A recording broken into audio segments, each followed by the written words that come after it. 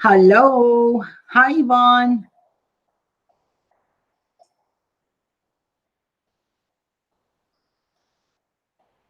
Hangouts on air is going away August 1st.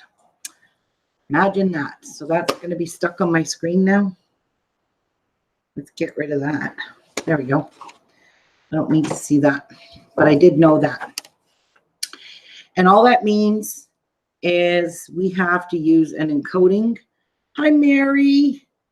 We have to use an encoding device. So like OBS. I know there's other ones my son told me about and I don't remember them. In fact, they're on my computer. I just don't know. I don't remember. But I have been extremely busy in the last, month and a half. And that's probably why you guys haven't seen me for a while. I had to alter 3 bridesmaids' dresses and put corsets in the back because, hi, Edith, because the dresses didn't fit the bridesmaids. And I had all the jewelry to make, and I got all that done. But thank you. I was actually having anxiety because I had so much to do before the wedding, and I was so scared I wasn't going to get those. I have never altered a bridesmaid's dress in my life. So when my daughter came to me and said, Mom, you got to help me. And I'm like, what? So this was my other daughter, not the one that got married, the one that was in the wedding party. She was a bridesmaid, and her dress didn't fit, and her daughter's dress didn't fit. And then a girl that was out of town, her dress didn't fit. And what happened is they ordered these dresses from China, and on that site, you have to basically sign a declaration saying, yes, that's my size, if you didn't take measurements. So, of course, they didn't take measurements, and the dresses did not fit when they got here. My one daughter's dress was about 11 inches too small, and my granddaughter's was about 8, and the other girl was about 8, 9 as well. So I was like trying so hard to just maybe make these dresses with panels in the side and put a new zipper up. Well, I tried that and it didn't work. I got so frustrated. I ripped the dresses apart. And then I said, okay, well, the only thing I could really think of doing is putting a corset in, which I've never done in my life. So I went to the fabric store. I bought some boning. I used all of the extra fabric from the actual dresses that were cut off at the bottom is what I used for the corsets. And oh my God, I was so excited when I was making them, because when I had started sewing the corsets together, I had ideas in my head how I needed to do it and putting all the grommets in the side. But it ended up that the 3 dresses looked so nice with the corsets in the back. And my daughter's dress, her wedding dress, had a corset in the back as well. And it was white and it looked absolutely stunning. So that was a lot of work. And I had a lot of jewelry to make. I had 6 bridesmaids. My daughter, who got married, I made her wedding jewelry, and the flower girls. So I had to make bracelets and earrings for them and then bracelets and earrings for all the bridesmaids. So yeah, it was a lot of work. And plus all the boxes for all the gift boxes for them. So I got finished last Sunday, which the wedding just passed here on hi Joyce. The wedding just passed on Saturday. My God, it was a beautiful wedding. Oh my God, so colorful, the rainbow. And plus we made all the invitations, so it was a madhouse here. I was so full of anxiety. I thought I was gonna die. I swear, one day when I was so frustrated that if somebody walked in my door, I probably would have punched him in the face. I was so mad because nothing I was doing was turning out for these dresses, and I was so scared I wasn't gonna get them done. But lo and behold, the Lord was with me and I got them all done. And then I finished all that jewelry on Sunday of last week, and I was like, praise Jesus.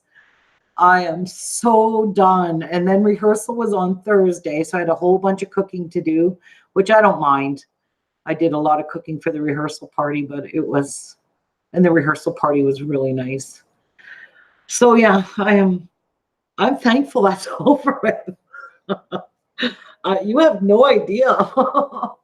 That was just way too much stuff slapped on me at once. But I'm glad. I'm glad it's done, and now I can work on my quilts. Um, I have been working in between getting frustrated with these dresses. I was working on my quilts for Seth and Maya and my two daughters. I am making 12 quilts for Christmas. And I'm making one for my two daughters, my three grandchildren, Jeff, myself, and four boys. So that's the husbands of the two girls and my son and his friend. So that's 12 quilts I have to get made. But what's really good about it is these quilts that I'm going to show you today that I'm going to make. I'm making two of the same. So my daughters are getting the exact same quilts. My sons and the husbands are getting exact same quilts. Chase, Maya, and Seth all have different quilts. So that's, and mine and Jeff's, I'm not sure what I bought my fabric for mine. I just don't know what quilt I want to make. I think I might make the one called Stairway to Heaven.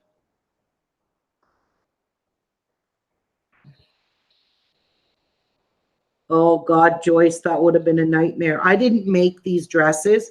I had to alter them. So that's 10 times worse. I would have rather have made these dresses than alter them because that was a lot more work. Hey, Misty. So yeah, let me show you Maya's quilt. I got it all sewed together, all the quilt tops. That's what I'm going to do. I'm making all the quilt tops, and then I'm going to do videos on quilting with my quilting frame and my free motion quilter. I've got quilting rulers. Oh my God, I got a whole bunch of stuff to have fun with. All right, I'm going to show you Maya's quilts all sewed up. It is so beautiful.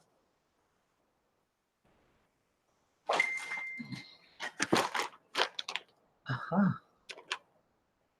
That was extras. For Seth's. All right, so this is Maya's quilt, all done. Well, not done, it's just all put together. It's just so pretty. And you can see the little star patterns. So this is just her quilt top. Hi, Sandra. Hey, Yvonne. So yeah, this is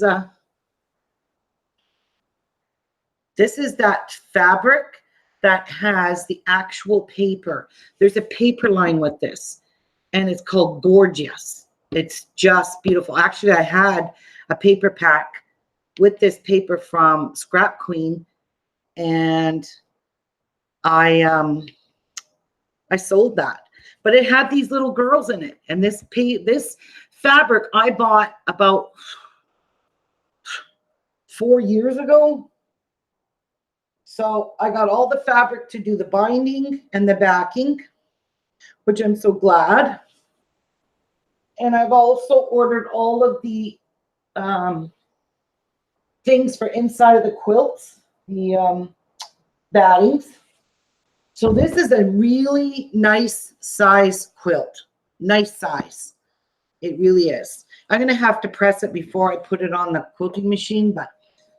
And this is Seth's I've been working on. We're almost finished this. This is, you guys remember from the last video. I don't want to mess up my rows, but this is row 5. So this is what I did. I did the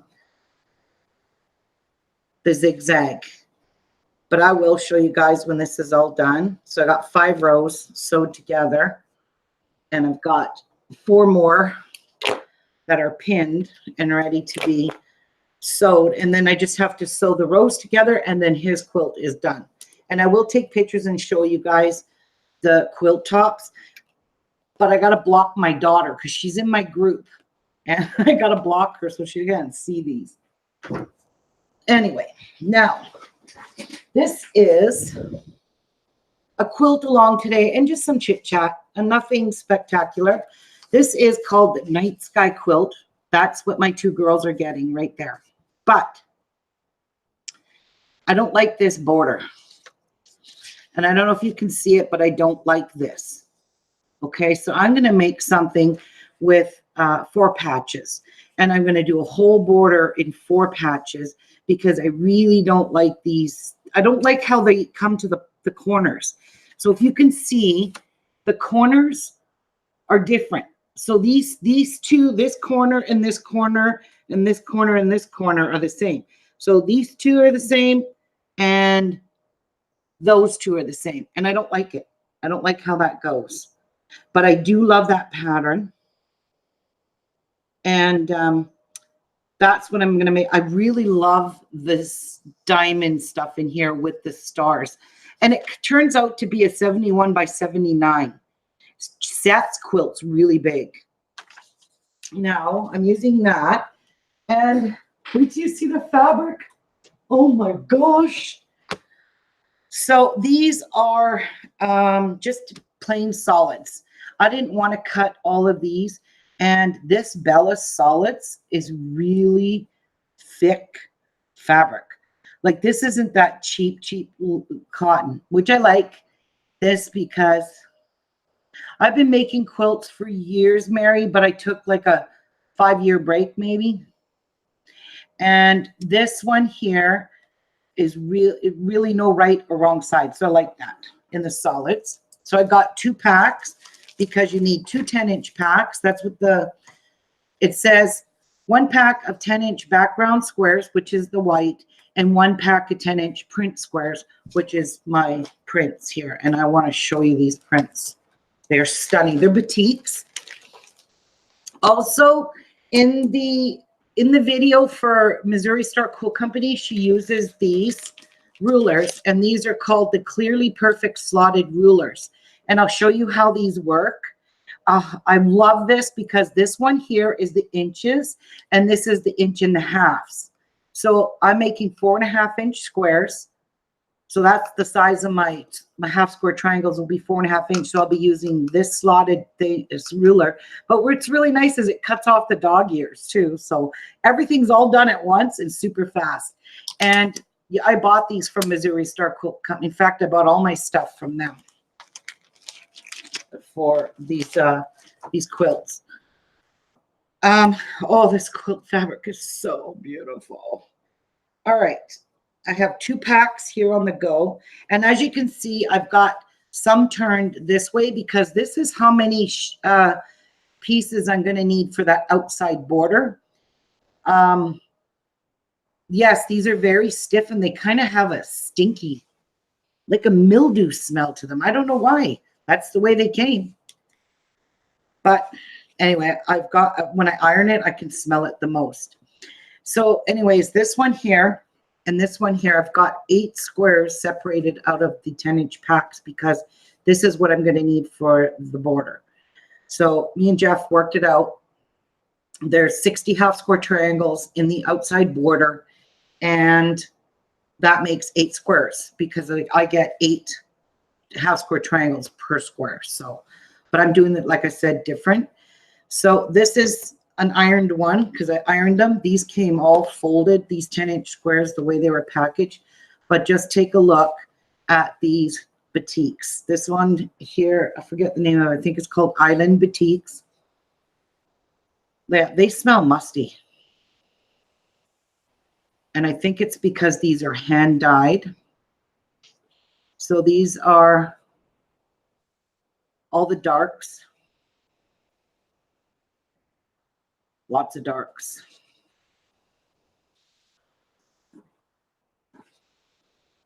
That one.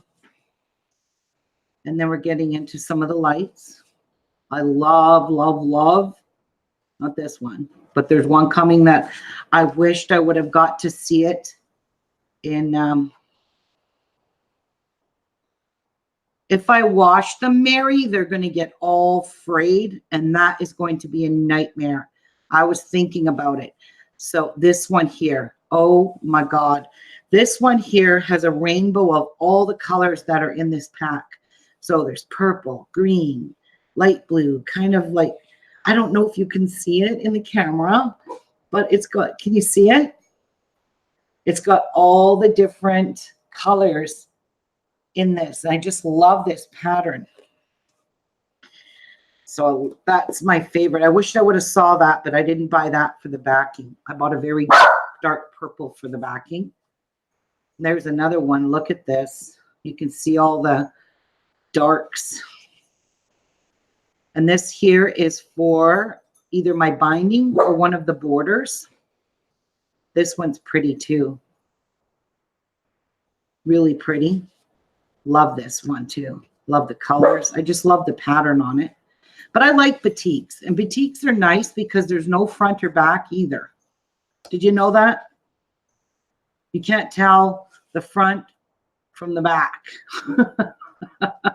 So, and I love how these are all hand dyed. This one's gorgeous. And this is going to be really pretty when I get this quilt done. I really, really love these colors. So you can see there's only one here because some of these I took the one of each. I love this polka dot one. And then this one here came with 4 in each pack. This one here, it's a teal bluish green, aqua blue. And it came with 4. So I took both, 2 of them. So that's my pack I'm working on. These are the 8 that I'm going to keep aside. Not going to do anything with these unless I need the 4 extras for my quilt. Then I'll sew up some and make 4 extras square, half square tangle, because there's 4 left. So that's that. That is, and then the solids. And I got the background, I got the border, I got the inner border, I got the outer border, because this is bordered. If I don't border this, it's going to be super small.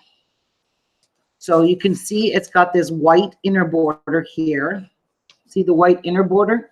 And then it's got this border that I don't like, that I'm going to change up. And then it's got a 6-inch border on the outside. And that's what's going to make this quilt that much bigger. So let me tell you guys a little secret. Jeff and I went to Fabricland. And if you'll be so kind as to go get my fabrics, they had a sale, and this is Canadian dollars because I live in Canada. Hi, Crystal Castle. Oh my God, hon, how are you? We went there to get stuff for the corsets, and I was like, oh my God, let me show you first. I made all of these. Whoops.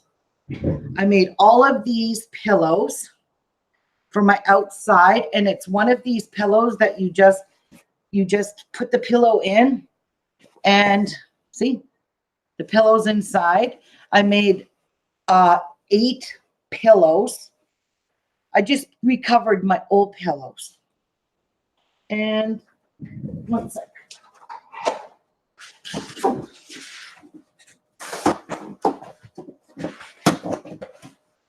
My little table. Thank you. Anyways, this was fabric that was really cheap, and it's cotton. It's quilting fabric. But anyway, I just took and made square triangles, and I recovered all my outside chairs. So I got all that done. I got all the cushions recovered, and they're in the gazebo. And then it's got this peach color in the fabric outdoor fabric that I purchased. So I thought I would use this fabric for the pillows, and it just looks so nice because the contrast is, it's a dark black fabric with like a peachy color flower in them, and this looks so nice on the couch and the chairs. So I have 8 of these. I have 2 left to make that I haven't gotten around to doing.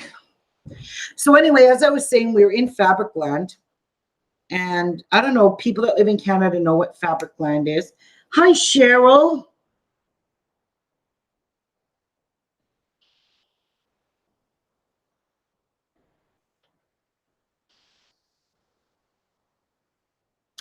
Oh no, Cheryl, what do they have to amputate?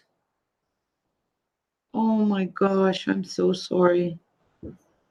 Yes, sending huge prayers.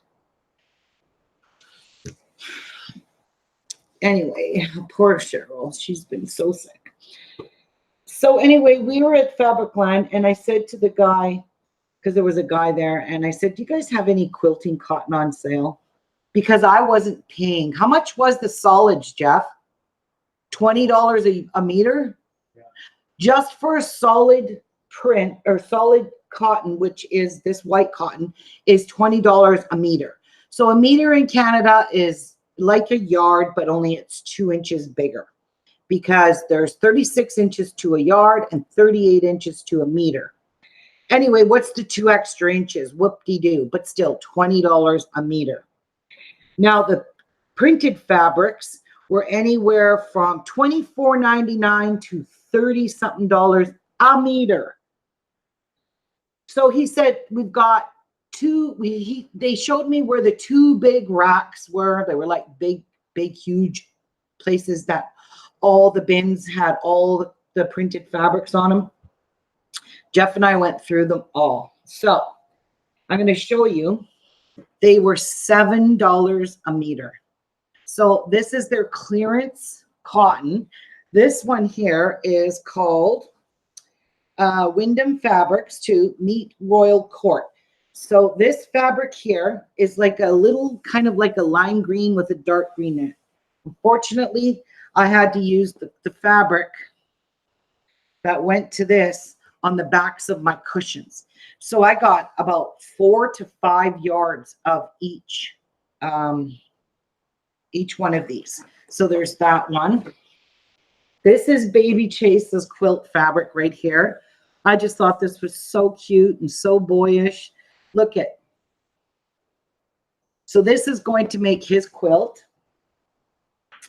And the solids, which is a very expensive, this is like a sage green, a really soft sage green. And it's the better quality stuff. So it's, you can't really see through this one. The cheap stuff, which is really cheap, you can see through it. If you put your hand under it, you can see your hand. So this is going to go with Chase's quilt. I believe this is going with Chase's quilt, because he's living out in a farm. So I thought this is perfect. And all these colors match. And I needed some light. So this is a really nice, it's a printed cream color. It's really, really hard to see the print on it, but it's got some of that goldy brown running through it. If I hold it up close, see it's marbly looking. So this here is basically all Chase's colors. Then I've got this one here. I've got 4 yards of this. And again, this is a Wyndham fabric. These are all good quality fabrics. Stuff. I got this nice purple checkerboard. Lots of it. And wait till you guys see this. Oh my gosh, Becky, I got to show you this. I think this is the one Jeff wanted. I can't remember. No.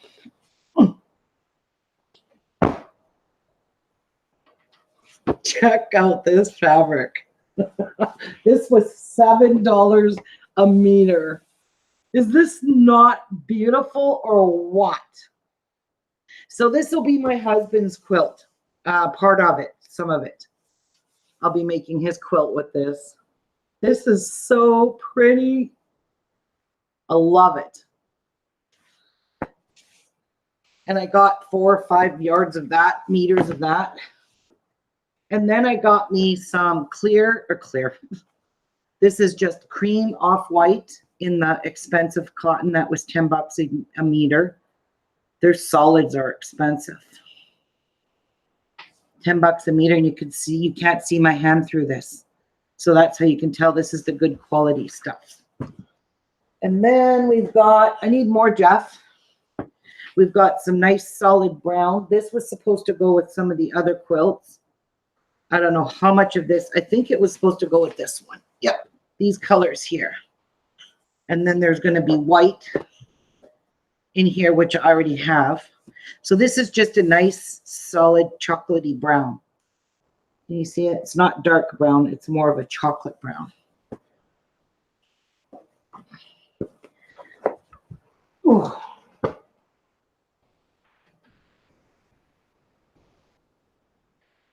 And these, here, Jeff, let me put these on there. Because these are not stuff I bought. This is from my quilt stash. So this is all I have left out of all those yards of the cotton in the oranges because I made the pillows with all of these. So it took up a lot of the fabric. So this is all I have left of that one. But I could still use it. This was from Seth's quilt. And those are just some pieces.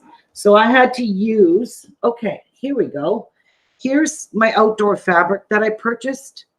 So let me see. There you go. You can see it's got the orange in here. And that's why I chose. Here's a nice big piece. So this is a much really stiffer cotton. It's meant for outdoor. It's outdoor fabric that I got from fabric.com. And it's got a lot of orange in it. So the pillows look so, so nice up against this fabric here. So beautiful. These. So this is just pieces of my leftover outdoor fabric. I did not have a lot of extra, to be honest. I have just this. And then I had to use some of this for the bottoms because I ran out of this fabric. I didn't have enough of this fabric to make bottoms on two of the cushions. So I just used this.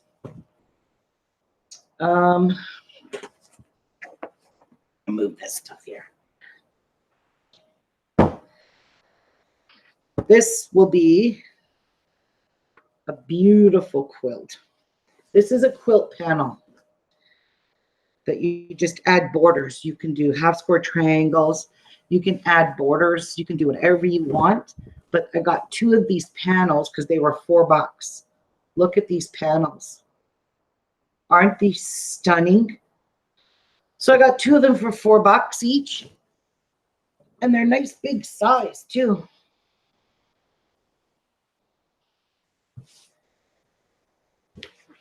Yeah, so there's 2 panels there.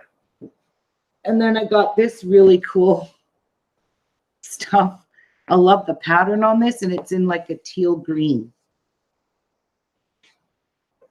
And then I got some more of the orange.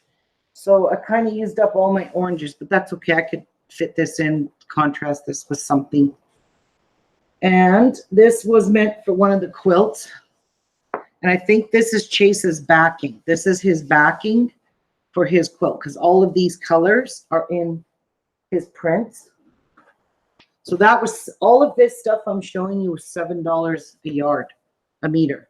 And then this is just a solid grapey purple that I got to go with my grapey colors. Again, it's the thicker stuff. And we've got some blues, which is this one. Just love this. There's a lot here, as you can see. It's 4 or 5 meters. And then I got some dark royal blue. So I thought these 2 colors would look good together with this as well. So this is going to make a quilt. These 3 colors and more. And we've got one last one. This one here is all these browns all belong to Chase's quilt because I have to make half square triangles and I need all different fabrics. I can't just use 2 fabrics. So his has like 5, 6 different ones. And then look what I found. This is going to be the backing to my Downton Abbey 10-inch squares that I have. I have the 10-inch squares, and it has this particular fabric in my 10-inch squares. When I seen this for $7, I think this one here, I either got 5 or 6 meters of it because this is gorgeous, Downton Abbey.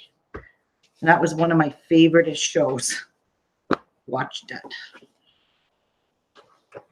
So that was my steal at the fabric store that day. I could have bought hundreds and hundreds of different kinds of fabrics, but my bill was already $900. Is that how much it was? 900 and something, wasn't? Yeah, for all this fabric. Then again, I've got like how many yards, my meters? Like, I think I have like 200 and something meters of fabric, which I'm excited about. How come I can't see anybody writing? Did my video stop or the writing stop? I hope I didn't disconnect. All right, so this quilt here, first of all, I have to iron the squares because they came folded. What happened to the camera, Jeff? Did you hit it? Why did it go crooked?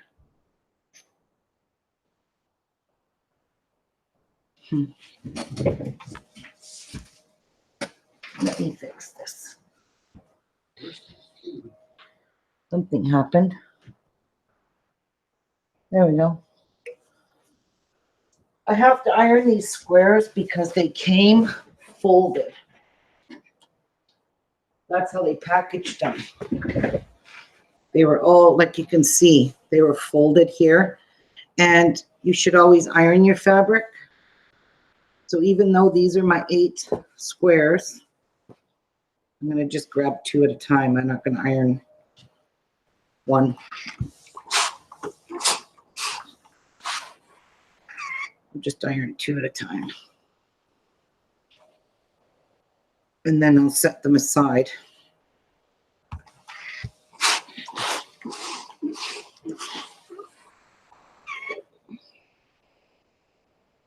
Yeah, you can see the fold marks. But this, I hate the smell of this fabric. It's not really mildew. I just can't put my nose on it. Oh, you're all drooling over the fabric. Yeah, I got enough fabric. Plus I've got my bin full of stuff that I've not even touched that are, you know, they're already pre-cuts. So there's the 10-inch squares done for the border. So this one here, but it is, when you usually get your layer cakes and they come, layer cakes are called 10-inch squares. When you get them, they usually come like this. So they're not folded anywhere, but these ones all came folded because Moda owns the name of layer cake, jelly rolls, all them. So they have to make theirs, companies that make these have to make them a little different than what Moda's, and can't call them layer cakes. So they call them something else. 10-inch squares, I think.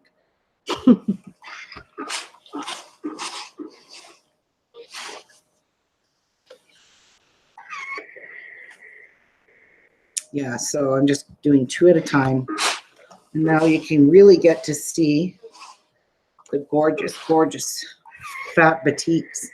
I love batiks, but I don't use them very often. But I just love how they're, and it says that these are hand dyed. I did not know that.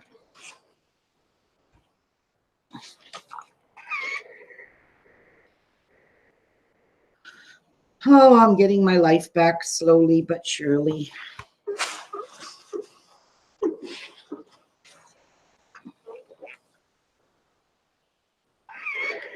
Time to move that. Getting too thick.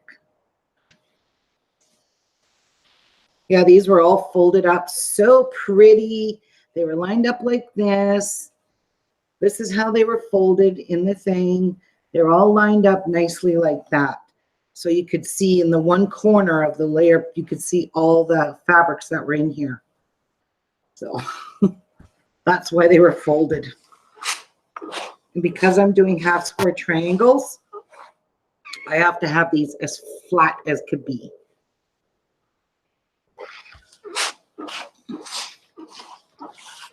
So what have you guys all been up to, guys? Oh yeah, I want to show you guys something else I did the other day. Get ready to drool over that.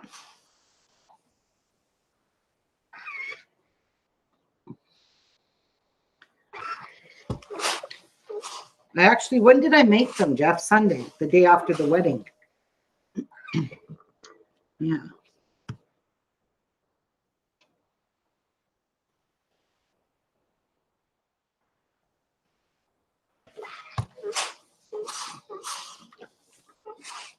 So yeah. What have you all been crafting anything? Watching videos? Does anybody go live anymore? I haven't been watching much YouTube. Me and Jeff have been watching Once Upon a Time on every spare moment that we get, mostly in the evenings.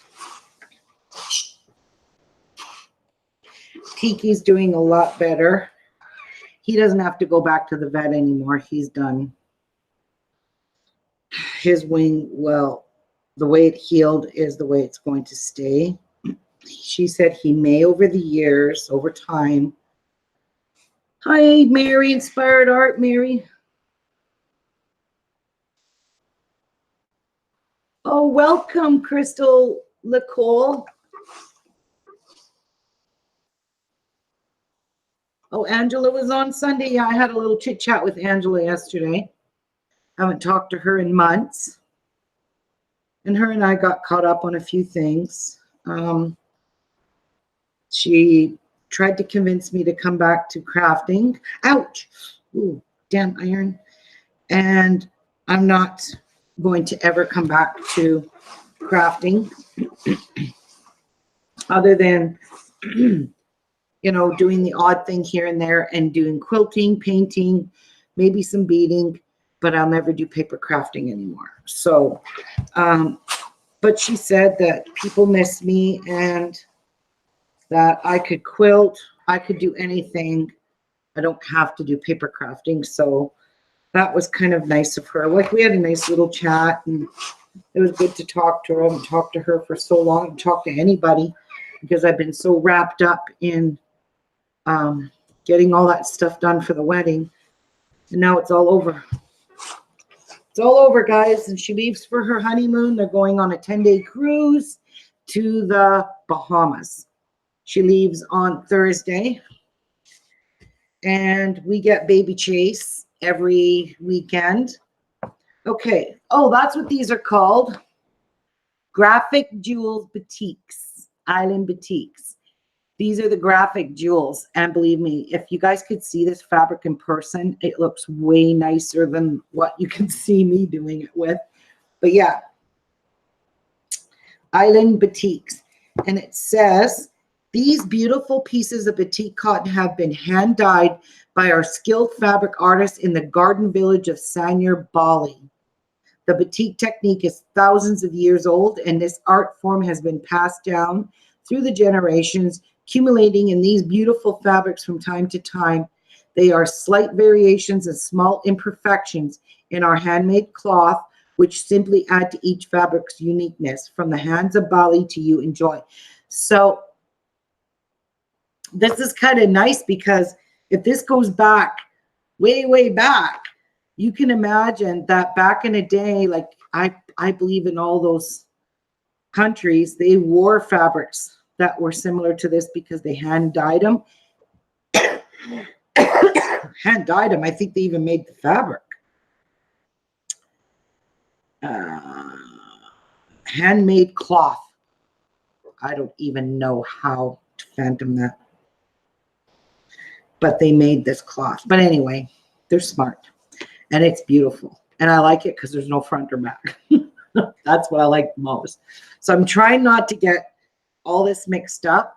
So I'm just going to put these 8 pieces here on the bottom and turn them that way, so I don't make half square triangles out of those.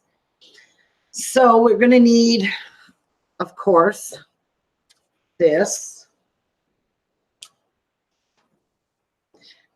and my ruler and a pen. And believe it or not, this is a water pen. And it's very, comes in various colors. And it's very dark, but it just comes off. You just spray water on it, it disappears. But I need to show you that to prove I'm right. So this is how I've been doing the bridesmaids dresses. I was, here, I'll use this is what it came, the fabric came wrapped up, called Island Batiks, came wrapped in this ribbon. So I'm going to draw a line on here and see if it really comes off with water. See, I scribbled on it.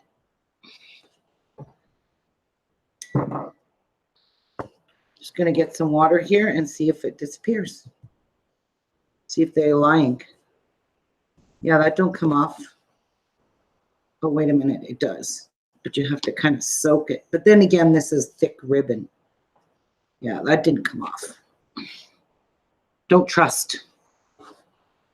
Not like the blue one. That one really comes off easy. Anyway, got that all wet. And you guys, guess what? Oh my God. I'm going to go show you something. Jeff, will you go get me in the craft room what I made on Sunday? Be right back, guys. I'm going to show you something. Hang on. Be right back. I'm going to cheat. Be right back.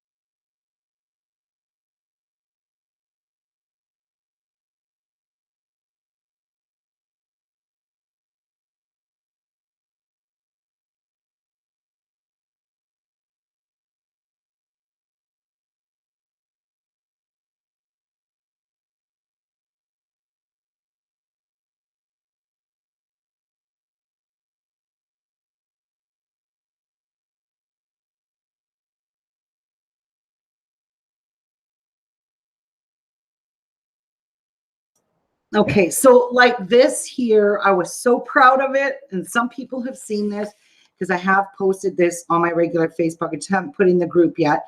And I want to show you it. Wait, my mouse don't want to work. All right, here we go. Black Forest cake.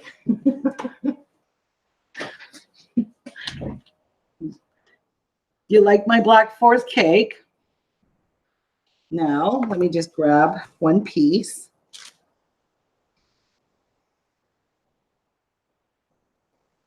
This is Black Forest cake soap. And oh my God, I used Black Forest cake fragrance. You wait till you smell this. But doesn't it look like real Black Forest cake? Isn't that gorgeous? So this is cold processed soap. And I will be going live to do some of these things that I'm making. I just bought a silicone cake pan and made the one layer of cold processed soap. And remember, I don't know if you guys seen that Jeff had made these little mini chocolate bars, and that was solely for my Black Forest cake. And these, oh my God, I just can't get over the smell. It smells amazing. Like somebody said to me, are those real? And I'm like, no, this is actually a bar of soap. It is cold processed soap, but it has to cure for 4 to 6 weeks because this is raw soap right now.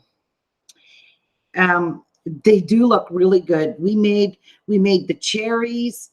And I even put some in the center of the Black Forest cake and in the middle of it. So, because that's the way here, that's what our Black Forest cake looks, just like this. It's a layer of chocolate cake. Then in the middle, it's a layer of, you know, the cherry pie filling. It's in the middle. Then there's another layer of dark chocolate cake on top.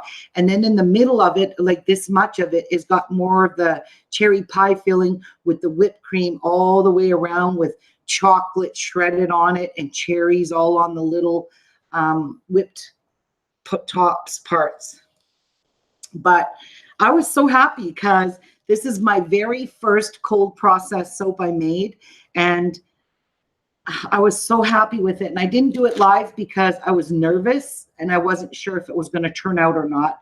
I still have a lot to learn about cold process soap, but right now it's in its raw stage. So it's got to cure like this for 4 to 6 weeks before you can actually, it'll get so hard that when you go to wash your hands with it, you'll be washing your hands with a piece of cake and nothing will fall off. Like I'll have all of this all cleaned up and everything will be all trimmed nicely. But right now I don't want to play with it. But it smells so good. Oh my gosh. So Jeff, you can take this and bring the other one I made today. I made one called Coconut Kiss. It's the one that the water bottles are on the sides. You might want to grab a cookie sheet and put it on that to carry it in, because it's, this morning I made 2 different kinds. I made Coconut Kiss in a bar form, and then I made one called Wildflower Honey, and I put those in individual soaps, but the fragrance oil accelerated the soap, so it started to thicken and harden really fast on me.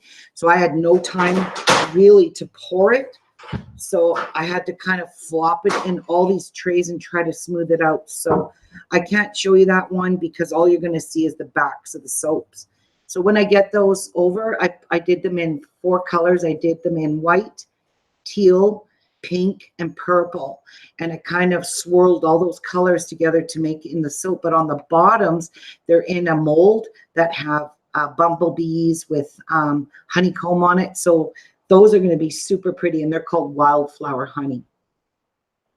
This one here I done in chocolate brown and white, and I put, this one here is called Blueberry or Coconut Cove, and this here is broccoli seeds. That's an exfoliant on top, as well as the, you can see the mica on it. And then I swirled some chocolate brown on the top of the mica powder. So this is going to go through, you can kind of see through the mold. You can see the white and the chocolate swirled in here. So I just thought that would be really cute for a coconut flavor, because it's just called Coconut Kiss, and it does smell, oh, smells so good. It does, it's super soft. And through the next little while, the whole thing here is going to heat up. That's what cold process soap does. Like this will get so warm that it goes through, it's called a gel stage. And I hope my soap doesn't have glycerin rivers in it from heating up. But this here, I like to put little tiny things. I got all kinds of exfoliants that I can show you guys when on a day that I make a cold process soap. All the different exfoliants and what they all do and what they all mean. Like the broccoli seeds I bought from brambleberry.com. In fact, that's where this mold came from, Brambleberry. And I bought all my stuff mostly from brambleberry.com, including all the exfoliants. And also I put Tillicin silk in my lye water. And when the lye gets, when you mix the lye with the water, it gets so hot, like it reaches 190 Fahrenheit or 200 Fahrenheit. It gets so hot that it actually melts the Tillicin silk. So it makes the soap super silky. And it also does a lot of moisturizing on your skin the Tilson silk. So that went into my lye water, and same with kaolin clay is also in the oils that I used. I put kaolin clay in here. So this soap, it's not only just for washing your hands, it's super, super moisturizing and super good for your skin. And I buy Brambleberry's pre-mixed oils because my granddaughter has nut allergies. So there's only one. This one's called Lots of Lather. So this soap here is going to lather up super lots. But it's got no oils in it that contain any oils from seeds like almond oil or anything like that that could harm my granddaughter. So people that have allergies, and it's all vegan oils, which is really good. But again, I'm still learning, and when I start to know a little bit more, like after doing something like this, because this is my second cold process soap I made, and the first one, the cake that I made, about 4 or 5 hours later, I went to look at it, and the whole bottom of it and the sides were super hot. So it does go through a gel stage, and it really heats up. And this one here hasn't reached that phase yet, because this is pretty fresh. I just made this like 2 hours ago. So, but it will go through its gel stage. And then I've got a little slicer where I can slice these into bars with a knife, even bars. And yeah, I'm thinking I'm going to start selling some soaps, but I want to make things that aren't going to hurt people or harm people, because I know a lot of people have allergies. Like this morning, this raw soap I got on my arm here, and it was burning, and it was raw soap. So that means there was like lye solution in it, and lye will really burn you. It's extremely dangerous. And I got that on my arm, and it was burning so bad I had to run in the kitchen and get it off of me really fast. I didn't realize I got it on my arm. And raw soap is very, very dangerous. That's why this has to cure for 4 to 6 weeks. So I forget what it's called. It goes through saponification. It goes through all these things in that 4 to 6 weeks that makes it a very healthy bar soap. And if you try to use it before that, then again, you're dealing with raw soap, and that's not good. So the other ones I did in the 4 colors. This one here is in the just chocolate and in white, because, you know, coconuts are brown on the outside and white on the inside. So I just did a nice little swirl in this one. So I hope this turned out. I can really see a lot of the white swirling right in here. But when I get to pull this out of the mold, I'll show you guys it. It'll be super cool. So this will make 12 bars, 11 or 12 bars, and they'll be 1 inch apart. But that's a pretty thick bar soap, believe me. So yeah, I'd like to show you guys sometime how I'm making all of this stuff. Again, it's just practice for me. So I'm still learning, and I actually love doing it. I really do. I really liked making that cake. I want to make some muffins. I want to make all kinds of things. I'm going to go wash my hands because I touched that and it's raw. And I just don't want to get more burns.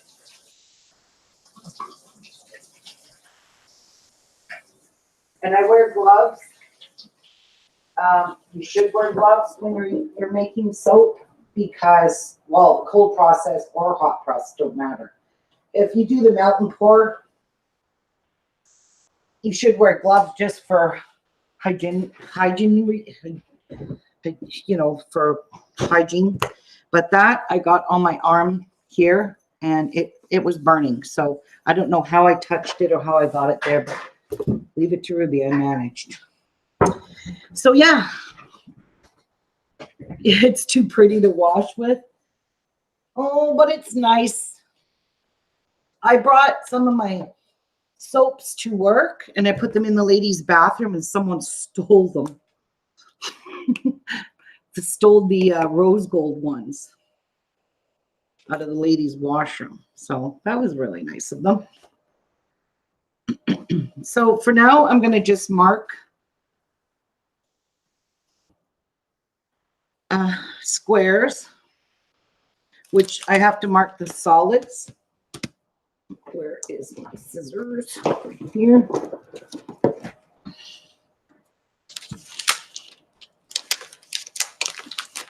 And Bella Solids are really nice fabrics, really nice quality. So I need to mark 42 subtracted off 8, Jeff, is 54 or 34. What am I talking? 54.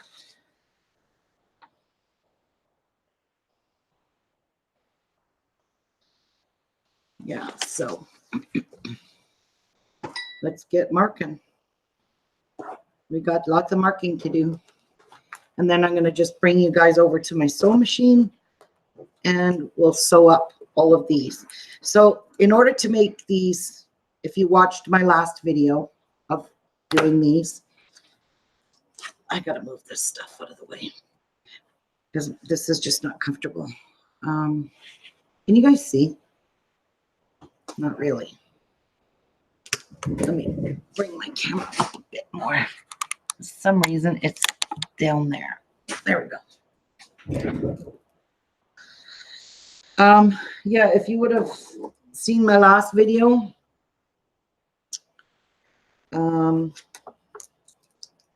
this is how I done it.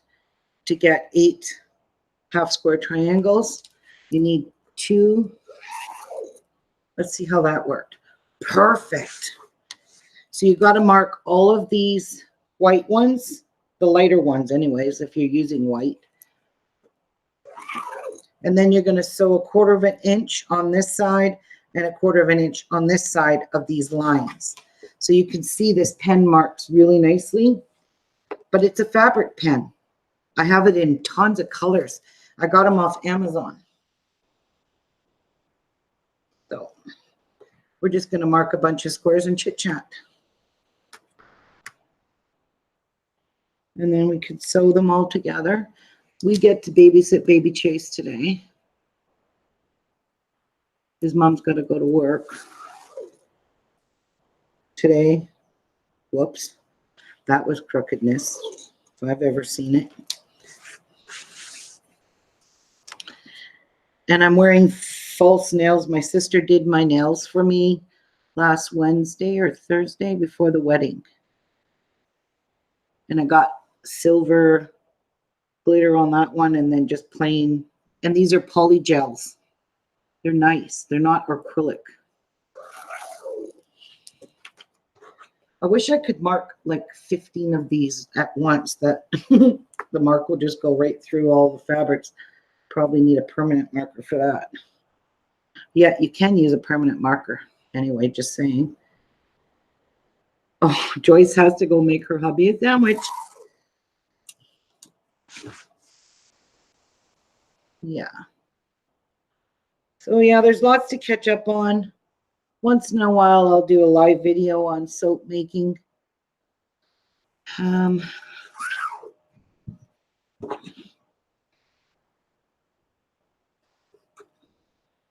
So 34 and 34, I have to do 68 of these because we're using 68. Well, I'm doing 2 quilts at a time because I'm doing them both the same. I'm going to cut all the inner borders, outer borders, the backing. Everything will be cut the same time and everything will be sewed. And same with the men's. The men's quilts, there's going to be 4 of them I'm making identical.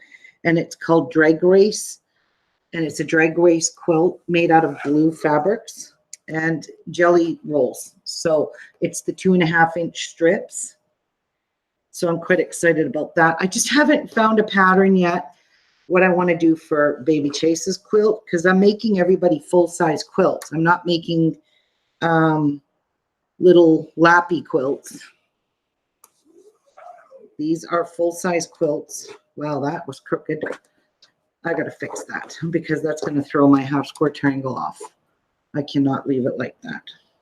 Whoa, that was really crooked. Really bad.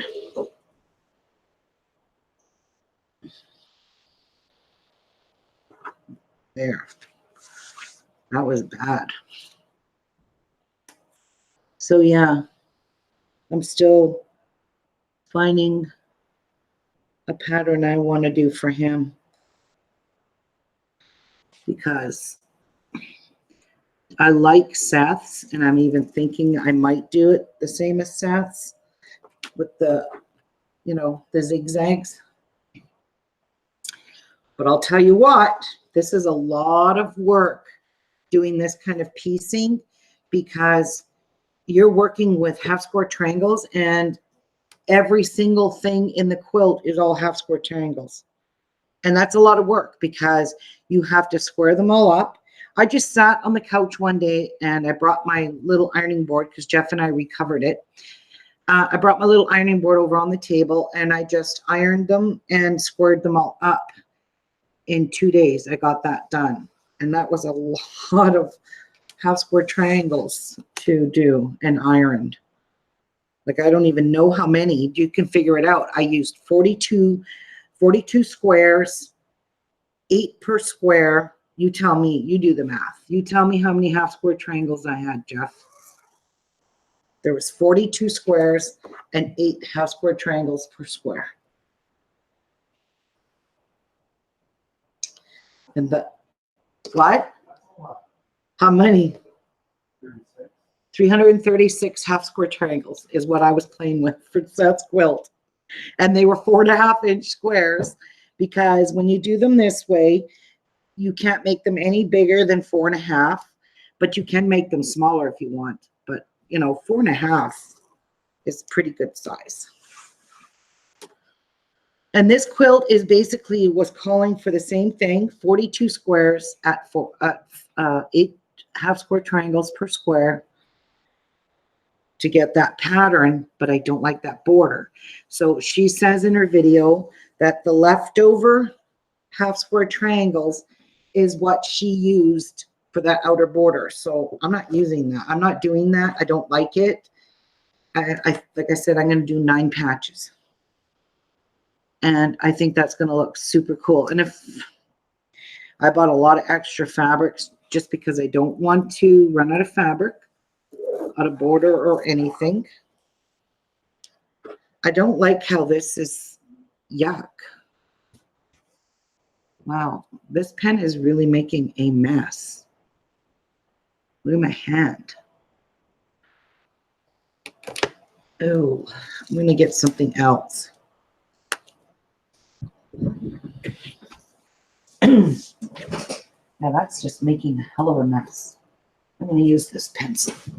It's silver. It's a pencil. Should work. Yeah, it's making a mess all over everything. So I need to leave a little bit of room now because we're using a pencil.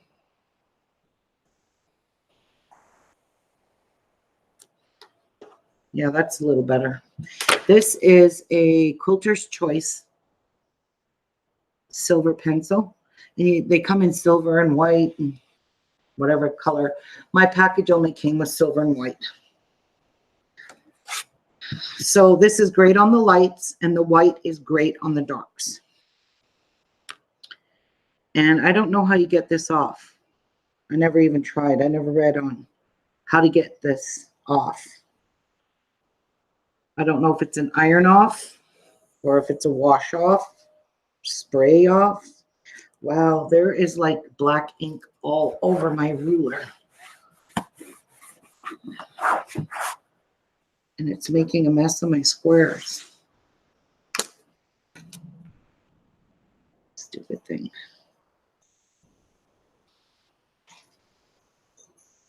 Hi, Kathleen. How are you? How are you feeling now?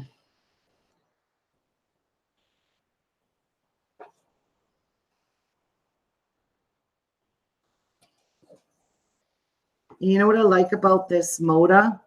The Moda ones, I like how they pink all the edges. So it doesn't fray like those other pieces. They're not pinked with pinking shears mark. They're actual just straight cuts and they fray like crazy.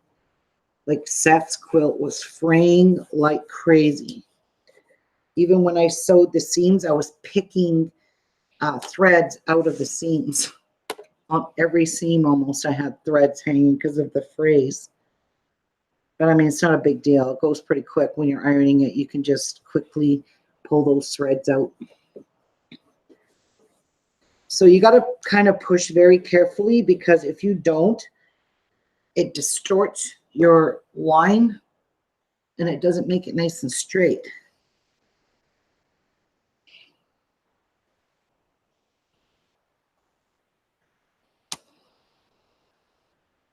I thought you weren't feeling well, Kathleen.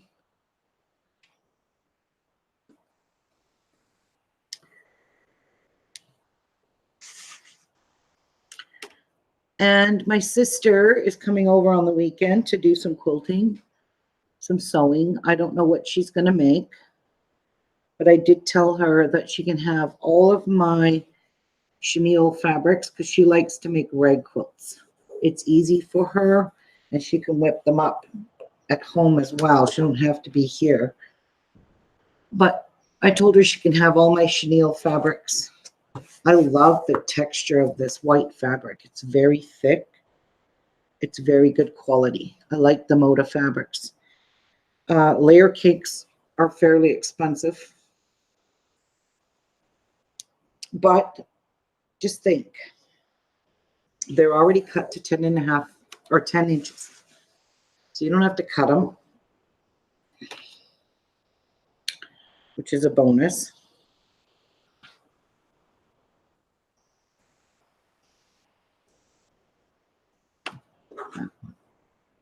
Turned out good. So each one of these always come with 42 squares in each package. So I have 42 whites as well as the colors, solids. Oops, that one's a little off. Oh well, that can't be perfect.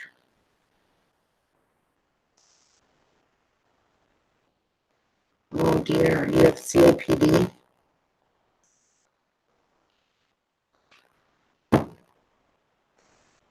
What's COPD?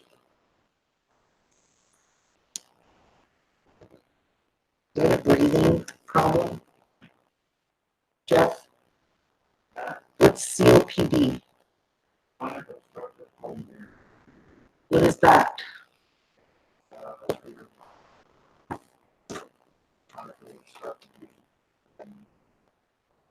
Um,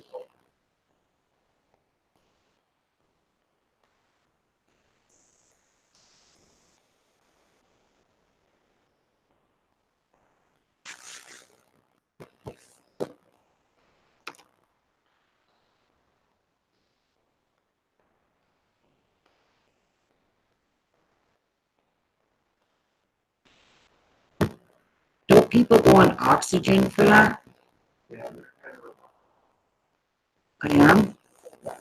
Uh-oh. I gotta change my settings again. Let me fix.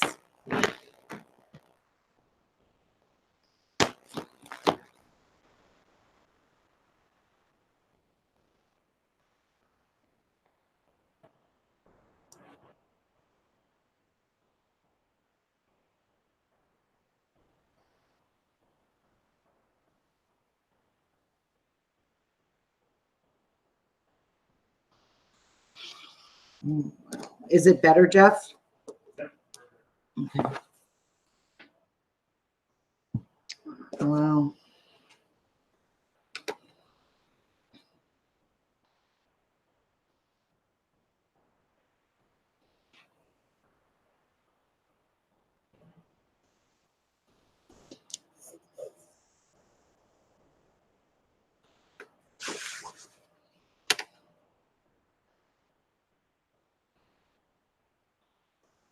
It's probably going to go robotic again. It always does.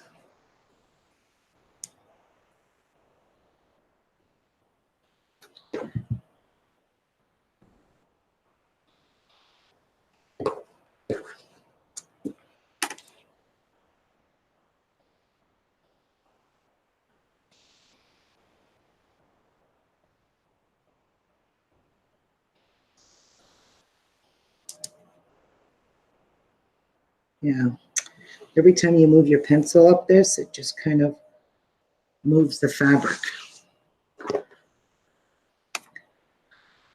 And some of Seth's half square triangles, I got really sloppy in some areas because I was trying to take shortcuts. And some of his half square triangles, I couldn't even square them up because they were like 1/8 of an inch smaller than 4.5 inches on some sides.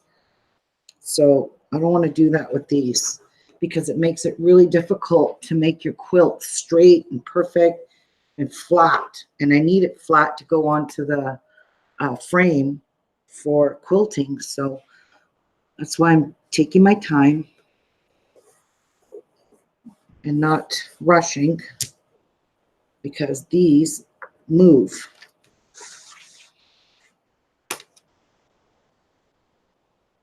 She hasn't smoked in 23 years. Holy crap.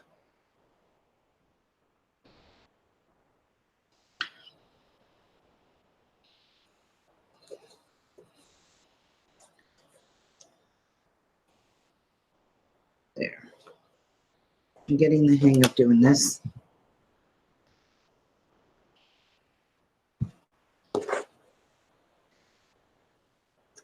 Bye, Kathleen. See you later.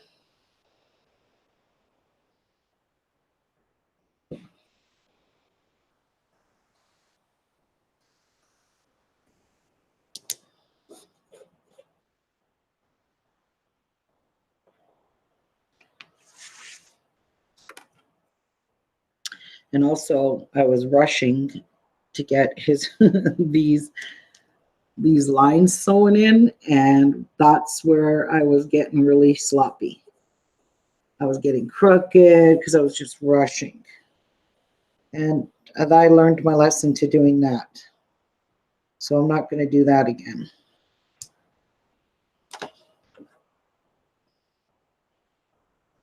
Rushing does no good.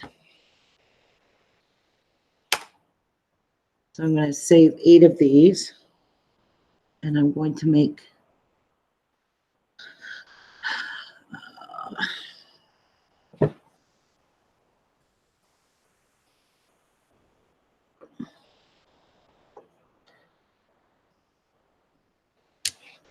yeah, I think it was my sewing more than anything that made those squares when I cut them, made them smaller than 4.5, and I don't want to do that because it's nice to have them all squared up.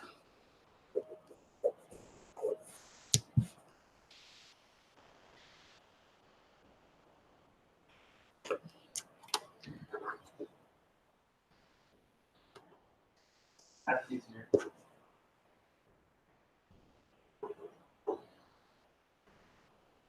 Oh my gosh, sister, you still haven't got that fixed? Sure taking their sweet time. I was just telling them that you're coming here this weekend to sew, do quilting. Maybe we'll go live. We'll have baby Chase though, because my daughter's going on her honeymoon on Thursday, and I get Chase on the weekends, and Scott, her husband's mother, gets the baby during the week while we're at work. So we have to watch him on the weekends to give her a little break. I don't mind. I just love that kid. I would steal him and keep him if I could, but wow. Oh well, you can always watch Netflix or something. I don't even have cable TV. We don't watch cable or dish. There's nothing ever on. And 90% of the stuff you watch on TV, it's repeats. Even the cooking channel, when Jeff and I was watching it, we were watching shit from 2014 and it was 2019. I'm like, what is this? Like, where's their regular cooking shows? Like, why are we watching stuff from 2014? This is stupid. So, and then we just got rid of cable because we didn't watch the TV at all. Didn't even turn it on. So now we just watch Netflix or YouTube. We watched some good movies. Him and I, we watched Storm of the Century again. What else did we watch, Jeff? Forget her. Oh, we watched all the Shrek movies. Yes. What else? What was before Shrek?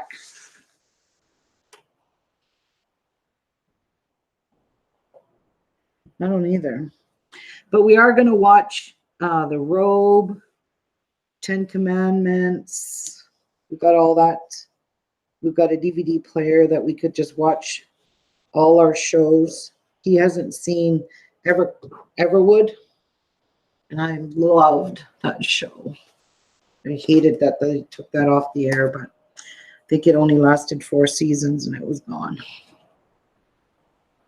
Everybody's all into that stupid reality shit. Like, what happened to shows like we used to have back in the day, like the Waltons, Beverly Hillbillies, Little House on the Prairie? You don't see anything like that anymore.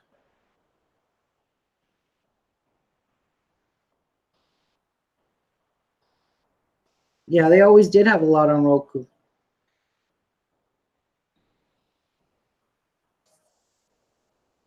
90%. And like, I'm not into those forensic science shows. Lots of people like that, but that's just not my thing. So I can't get into those. I can't stand the reality TV shows, Big Brother or Big Sister, Survivor. I don't know. Just anything we've tried to watch on TV, we just couldn't get into it. So, yeah. Yeah, Bewitched was something I watched back in the day.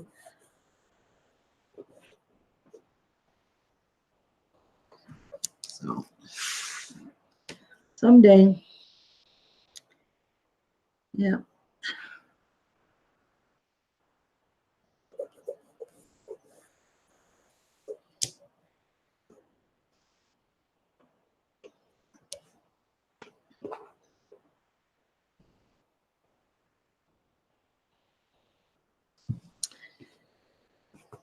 Yeah. So, sister, have you decided what you're going to make when you come here?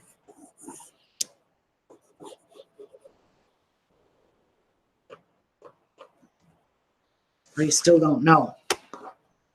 Remember, I told you you can have all my chenille. I have almost a whole bin of chenille squares.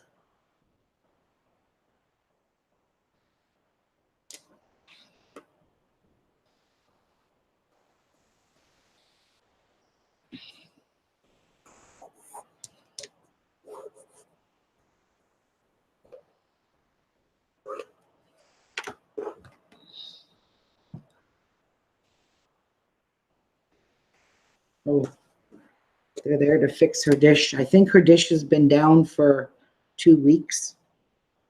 Took them that long to come and fix it. Like, so good service. Belle is great.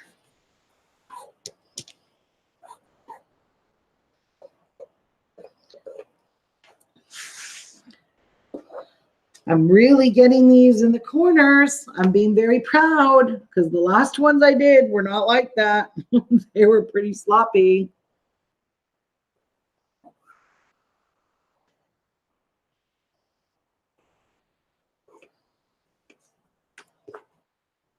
Perfect. They are so perfect. I'm even getting better at quilting.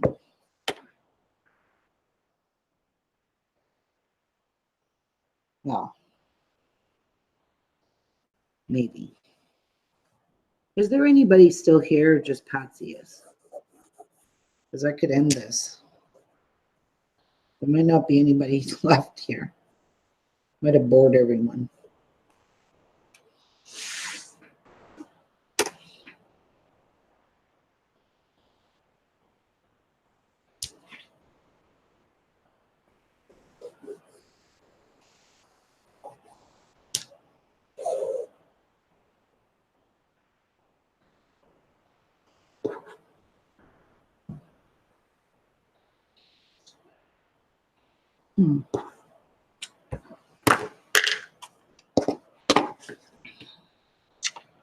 Let's have a look.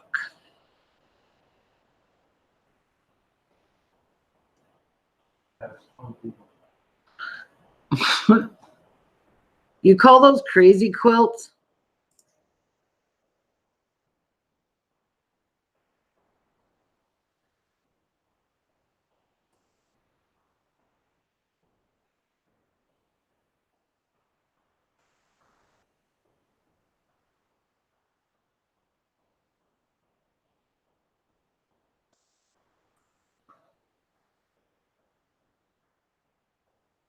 Where's my thing gone? There it is.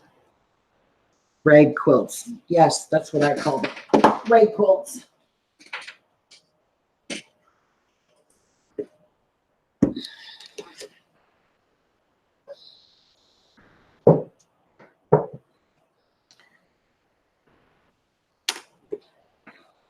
Is that what you're going to make? Yeah, but you remember, sister, I didn't draw the X anymore.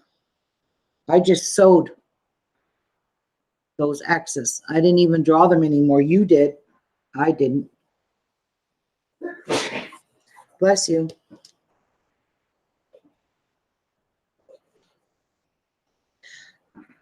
Yeah.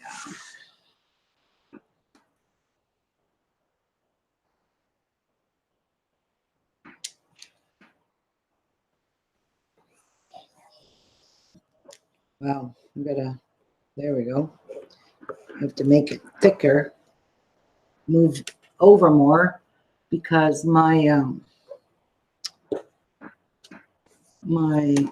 pencil is getting fat unless I file it down again. Could.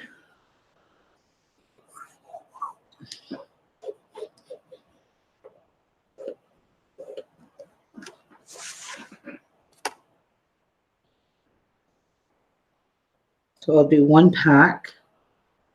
I'm getting close to being done here, and I'll sew them.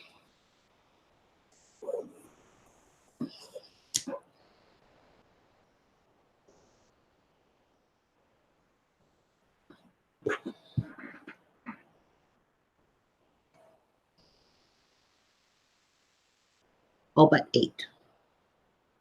All but 8.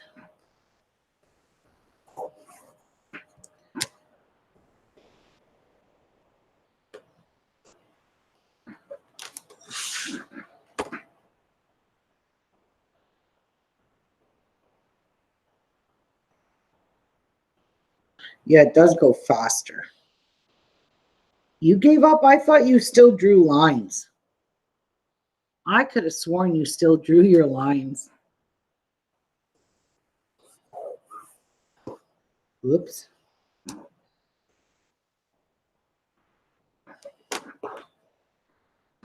I'm going to sharpen this.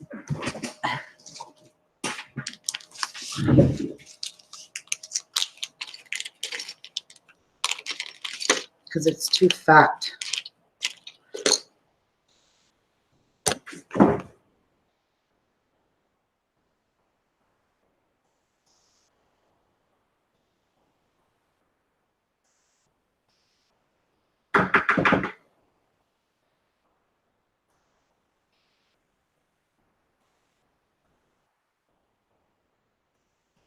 There we go.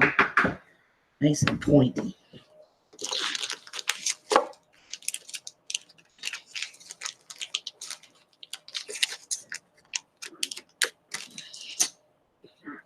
Let's try this, see how much better it is.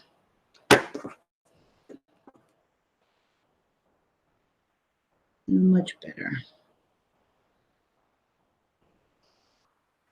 Might want to get a wee bit more closer to the corner. Oh yeah.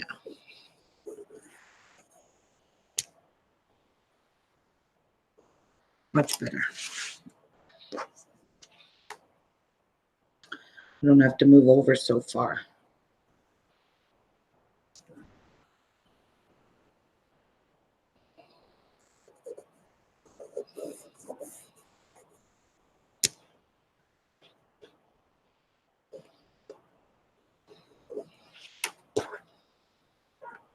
All right, so let's see.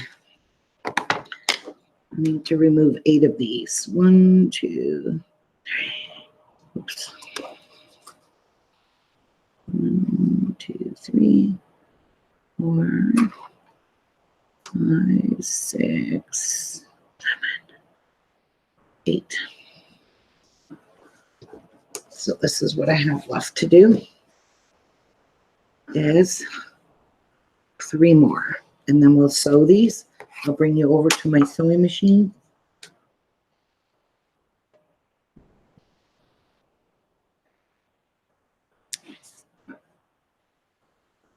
We'll get 1 pack sewed. I'll do the next pack. I'll just continue to keep doing this. And I'm going to do this the whole way I do these quilts. When I do one thing for one quilt, I'll do it for the next quilt.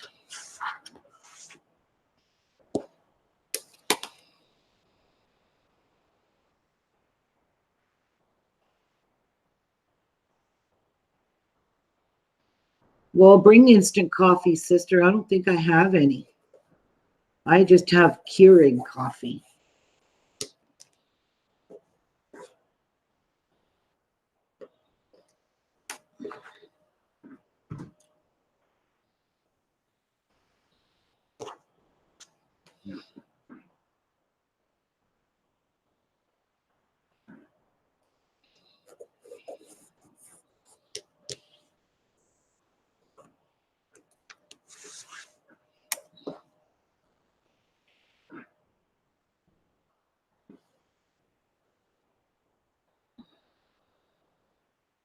Whoops.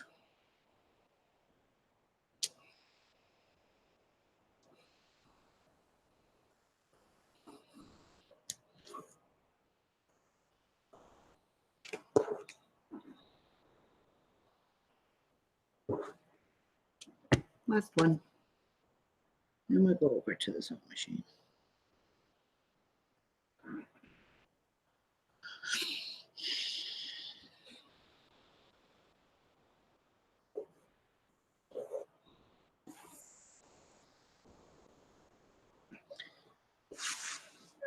These are turning out perfect. Welcome back, Joyce. Is your husband all happy now? He's got his sandwich and a full belly.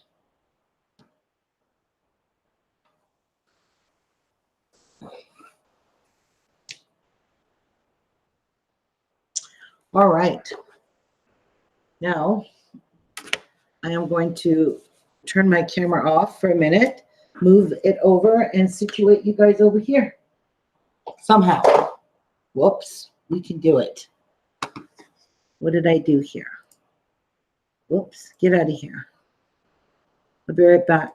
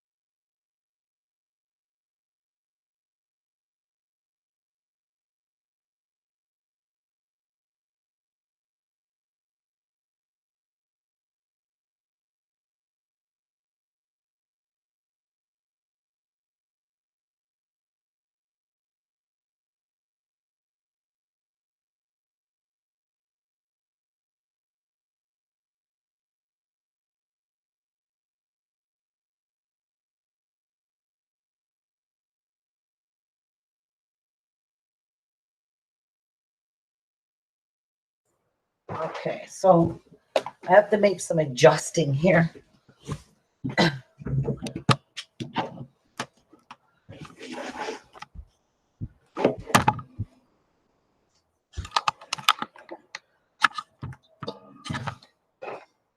Aha.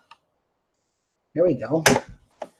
There we go. It's a little bright right here because of the sun. But I'm going to just do this a little bit more. So this is actually my my quilting frame. You can see I have everything on it, but that's it. It makes a great table. Makes a wonderful table. Oh, that's sorry to hear that, Joyce. I'm glad he's doing okay. Yeah. This here piece of tape is set here for my 5/8 because it's easy for me to read 5/8 of a hem when I'm doing those pillows. That's what I use. So we need this here.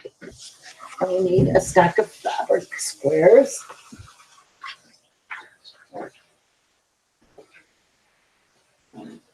Yeah, so we're just going to sew. And I'm pretty sure there is no right sides or wrong sides. So now a lot of people pin theirs, and I might do that because I noticed when I was making cess squares, they were moving on me. See, like these quite don't look like they're quite 10 inches. Well, then again, don't forget, it's got the pinking edge. So pinking edge don't count. Anyway, let's move this. Let's put a pin in here. Where are my pins? They're over here somewhere. Right here. So I'm just going to stick a pin. I hate these pins. I just bought them and they're really awful. They damage the fabric. Look, they don't even poke. Ugh. Be right back. I'm going to get some different pins because these are leaving big holes, and these are quilting pins. Can you believe that? Garbage.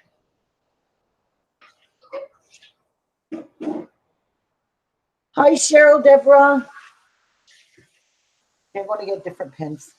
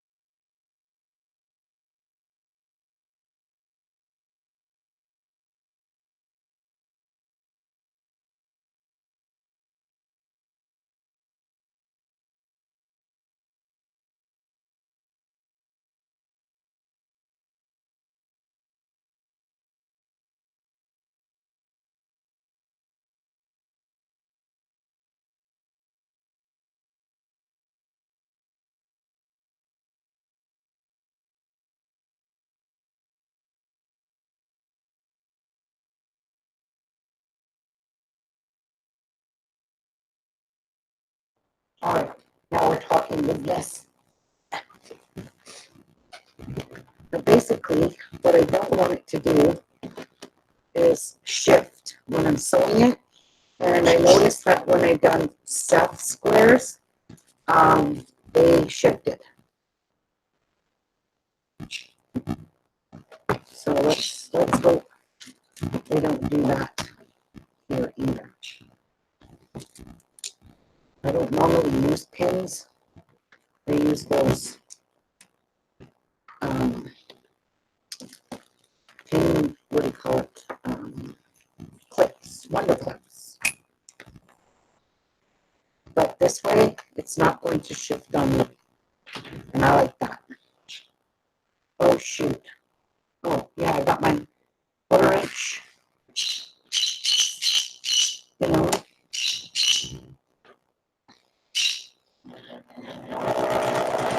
I want to go straight and do 1/4 of an inch.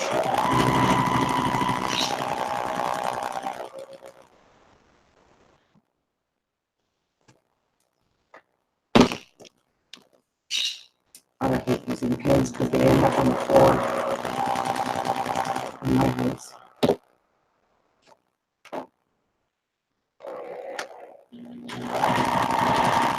So what you do is you sew off a little bit with your foot, pull your thread out a bit, and go right back under, or right back in there up against your needle, and sew back down this line on the other side.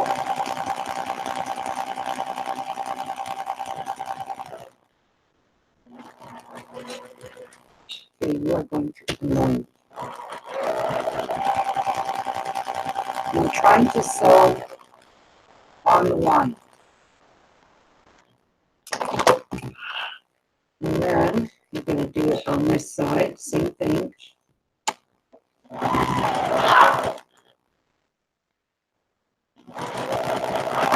If I sew too fast, it ended up getting crooked on me. And the pins do help, I promise you. I'm not one for pinning stuff, but like I said, on Seth's, the top layer always shifted on me. My mic is vibrating. Uh-oh. Robotic again.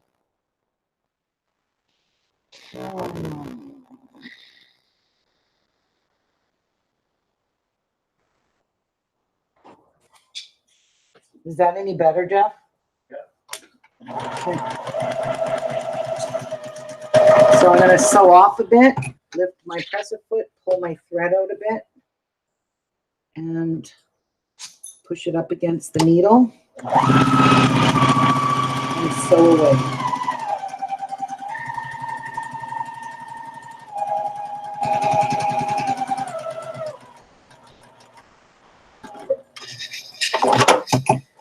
So now you have a perfect, the lines are sewed perfect. You can see, even in my little square there, it's sewed perfect. So that's how you're going to do all these. And I'm not worrying about trimming off any of these threads because they're all going to get cut off. So let's grab another pretty fabric. And I'm still looking for a right side and a wrong side. I don't know. There is no right or wrong. Just saying.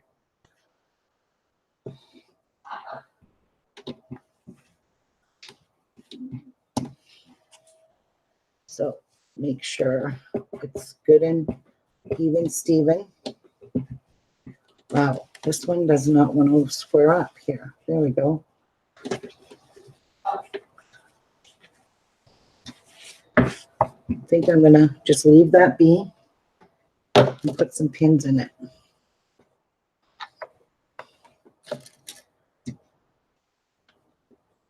Oops. These pins I'm using are meant to be able to sew over them, but I don't sew over pins ever. I don't care what they say. Did he just dump all his food? What a spoiled brat that bird is. He just dumped his dish of food because he's just so spoiled. Yeah, pinning this, it ain't going to shift on me. So now I'm going to chain sew, and I'll show you how I do that.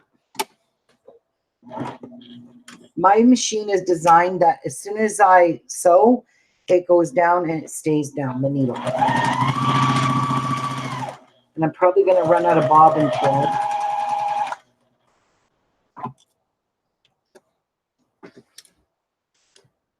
I hate pins.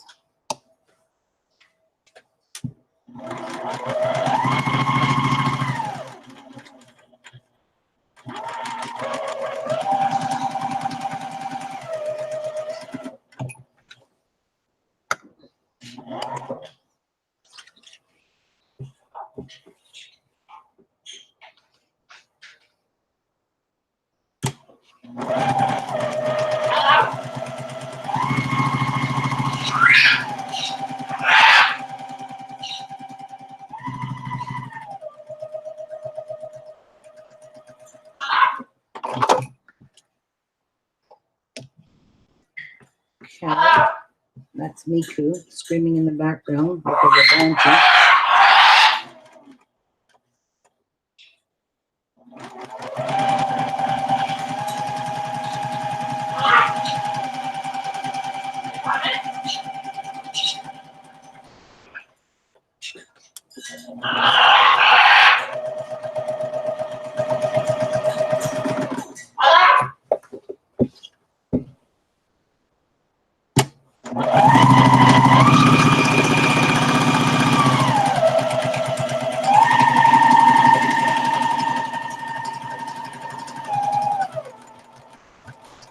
All right, so as I said, I'm going to chain sew. I'm not taking that block off. I'm just going to continue. I don't know. To me, it seems like there's one side brighter than the other. I don't know. Maybe it's just me. But they're not. They're all the same.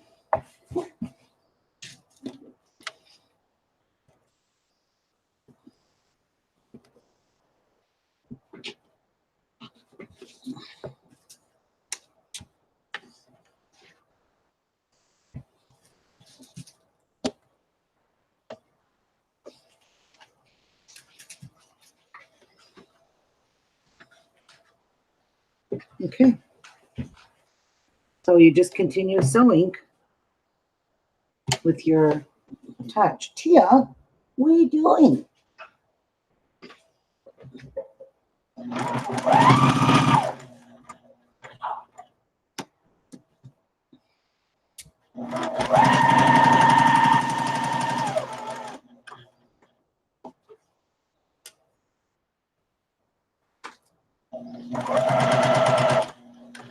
And then usually I just let that fall off the back of my table because it gets pretty big when you chain sew.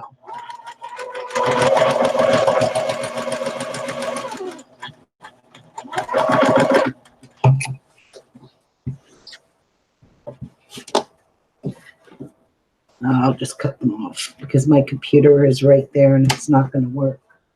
So we'll just cut them. Stack them all together.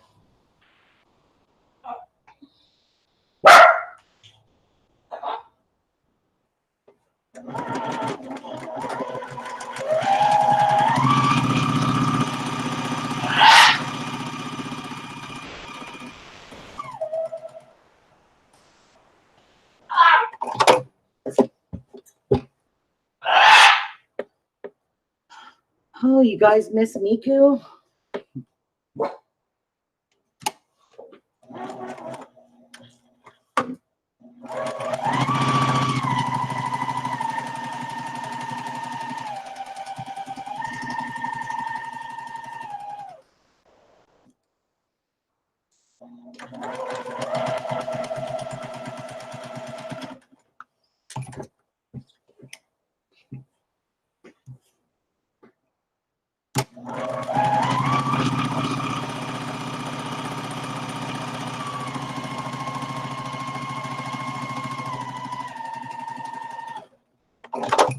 So my machine is just strictly, see, I went crooked there and I'm going to go back over that and fix it. I don't want any crookedness. So I'm going to back stitch over there a couple of stitches and follow my line. And I'll show you what I did. See how I went crooked? I went in here. So when I would have cut this and folded this half square triangle over, it would have folded over there and it would have been like this. It would have been bowed. So it's best to just go in and correct your mistake. And I didn't do that last time. I just left it and said, it'll be all right. And it wasn't, because I had a really hard time squaring up these half square triangles. And I'm not doing that this time. I'm doing it properly, even though it's going to take me longer, because I'm doing it properly. And when you do things properly, it always takes longer. It's like at work.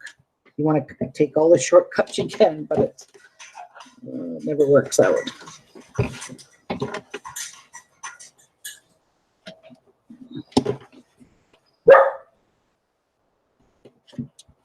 There we go.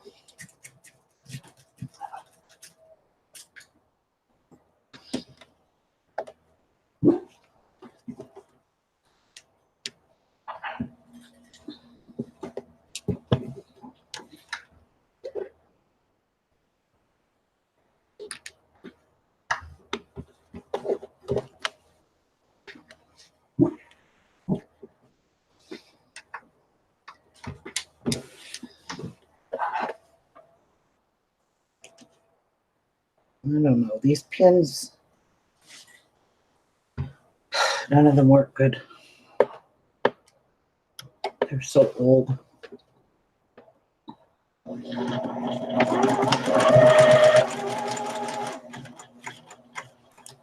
And snake.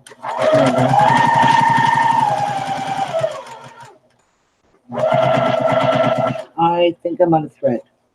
Yeah, I am.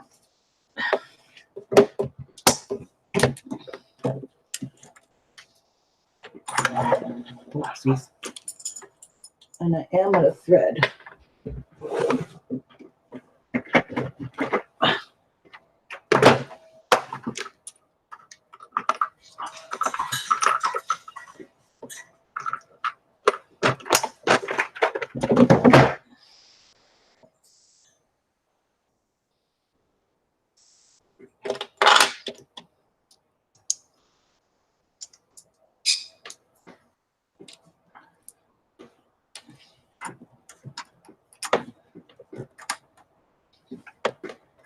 Get in there.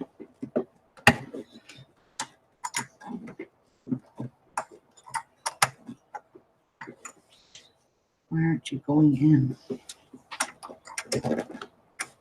Is it dusty in there? A little bit. Clean some of the dust out of there. I try to keep my machine oiled and cleaned because this is a Juki machine. Pull that thread up. I don't know if that was interfering, and I think it was.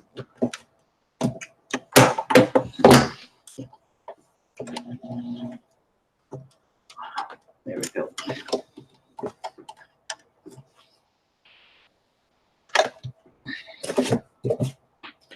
Continue on. Yeah, I ran out of thread right there.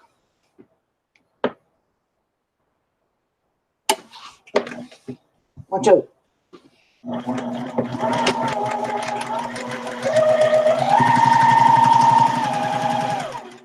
And I'm sewing at 2.5 inches.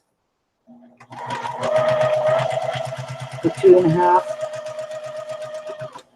on my stitch length. That's normal that you would sew at.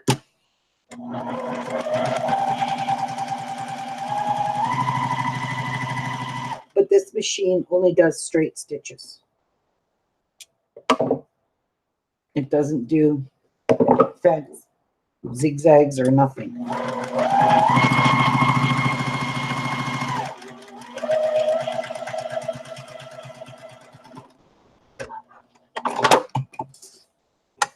I like my my thread cutter that's built into this machine. I don't have to sit there and snip the threads, and it snips them nice and like really like small, really close.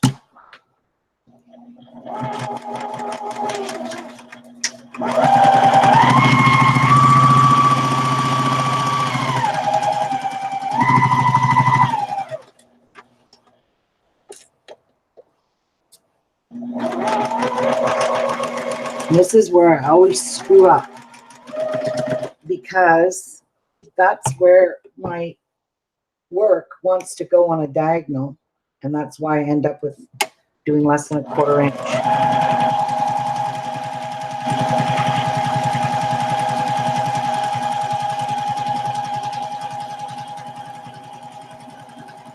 This is where I got to be careful. See, it snips it off pretty close. So there's another one done. Hi, Cynthia. Thank you.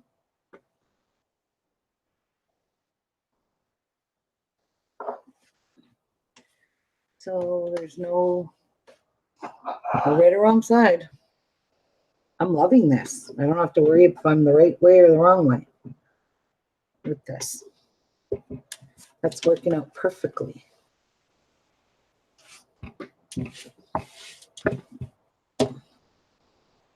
There's good. It's good.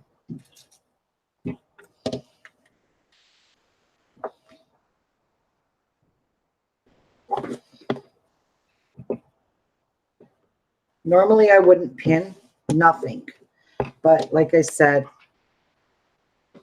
these shift, and I'm not using a walking foot because I got to follow my guide, because there's a guide on here, and that's my 1/4 inch guide.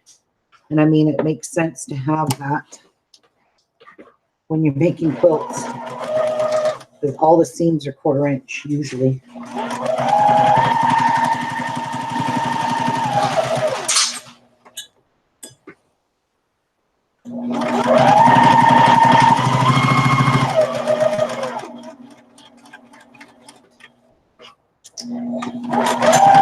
This is where it likes to move, because you're working on a diagonal here on this very edge, and it likes to move in this way. So it makes your hem way smaller.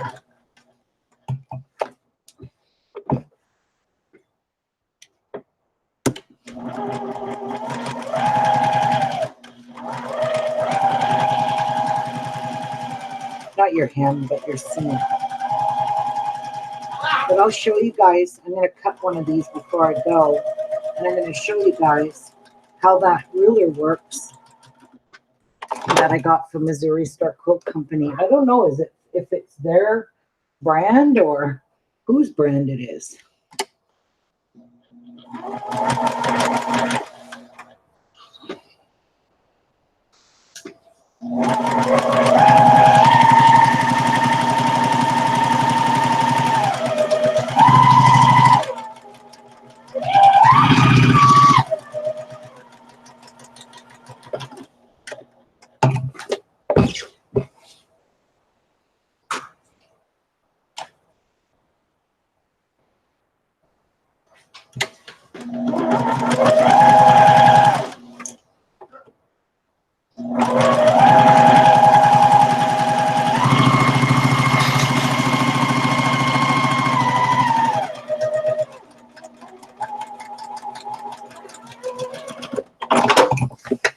All right, let's cut up one of these and square it up. Look at how nice. It never shifted or nothing. Oh my gosh. I don't know. There you go. You can see my nice little X. That's that. Now, let me grab a rotary cutter here, and let's see how this thing works. So let's just turn my sewing machine off so I don't accidentally knock anything. Let's cut this from corner to corner. And I've got a brand new blade in here. Hey, Martha.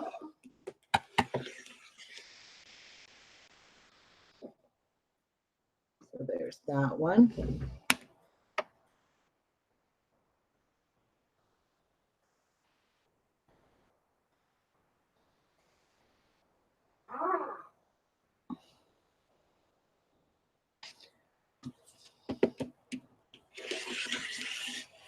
That one. And I want to be very careful because I don't want to shift my fabric, move it. And these have rubbers on the bottom, so that's why I'm trying to be very careful because it will move my fabric. And then we got one last cut, and that will give us 8, whoops, half square triangles. Perfect. There we go. All right. So now before you look at this, these look so better than what I did with Seth's. Oh my God, I'm ashamed of myself how I did that. Now, let's try our ruler from Missouri. It's our quilt company. So are these theirs? No, it's called newleafstitches.com. So they're not theirs. So this ruler, how this works is I need a 4.5-inch square. So you can see on the ruler there, it says 4.5 inches. So you take that dotted line and you line that up on your stitch line. So I'm going to put the 4.5 inch on here, and you could see, then you just hold this, you trim here. I kind of can't with my sewing machine on my way here. You trim there, and then you stick your thing in there in the slots. There's little slots here, and it trims off your dog ears like that. Makes all your life so much easier. And then when you open it up, you should have a perfect 4.5 inch diagonal or square. And you don't want to stretch this because it is diagonal. So I'm going to just line it up here. This is exactly 4.5 inches all the way around. So much nicer than the way I did this before. I just did it really sloppy. And then you just open them up and you give them all a little press. And this is what it trims off. Very little waste. Very little. But I'm going to get going because I wanted to show you guys how to do the little half square triangles. Cute, eh? We'll do one more. One more. One more for good measure. So line it up on the dotted line, on the stitch line. Hold that down. There. There. Stick that in and cut. And there's little slots there meant for you to put your rotary blade in there. And there. It cuts off your corners. So you got no dog ears. Just a nice clean. This is going to go way faster. And then I like to just push these up very carefully because I don't want to stretch them because it'll take them out of shape. And then you'll have nice, even 4.5 inch squares. This one seems bigger. I think because I cut it sloppy. This sides don't look great to me. So Oops. I need to put some grips on this because they're smooth. And I don't like that.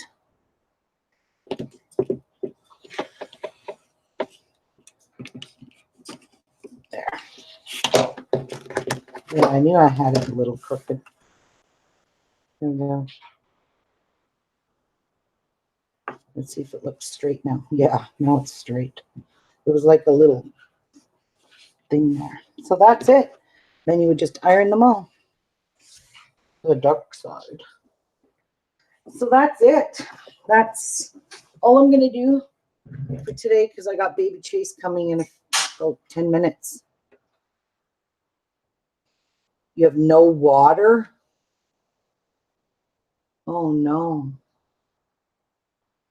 That sucks. Yeah, I got to put some of those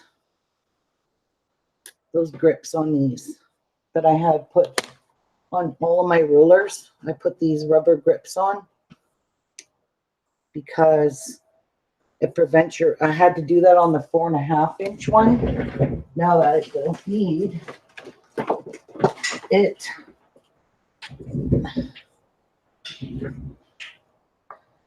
That's all I did. So I just put these little rubbers on here to prevent them from sliding on your fabric because that's what this one does. All these rulers do that. So yeah.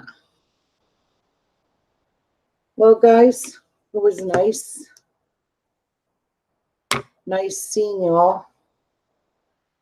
I'm going to get going here and get some things done before Chase shows up. So thank you all for joining me. I will be back more often now that I don't have to do all that stuff for the wedding. It's all over with. It's done. Amen. So you'll see me more now. So thank you, and I'll see you guys real soon. Have a great, wonderful day, and God bless. And thanks for joining me. Thanks for watching. We'll be back soon. Bye, everyone.